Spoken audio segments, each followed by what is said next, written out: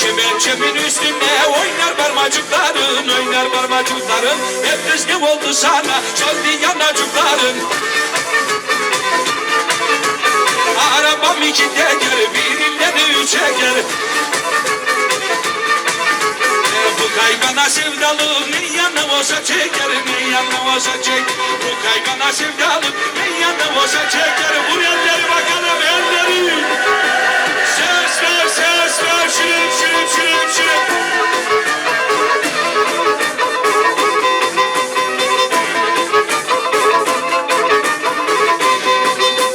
Kuşağında püsküllü bozmasın o yasını, bozmasın o yasını. Yar sana anlatayım sevdaların nasıl, sevdaların nasıl. Keşke ya benim için yerlere gitmemişsin. Bu sene kadırgaya yalanmış gitmemişsin.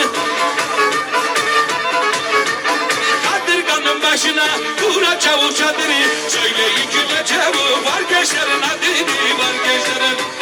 Söyle yıkılacağım var gençlerin adını. Ya kulağım.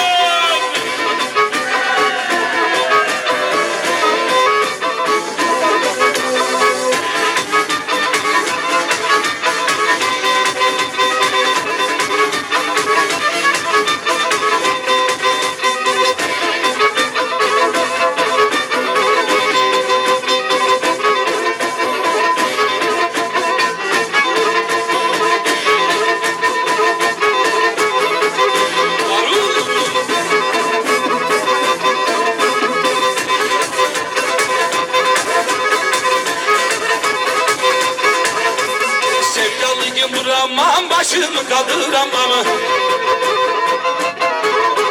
Sevdalıyım duramam başımı kaldıramam. Bu sevdalı başımdan da nereye gitsem duram. Bu sevdalı başımdan da nereye gitsem duram. Vursun davullar vursun da kemençelere uysun. Vursun davullar vursun da kemençelere uy. Geldi yayla zamanı dağlar tepeler duysun. Geldi yayla zamanı dağlar tepeler duysun.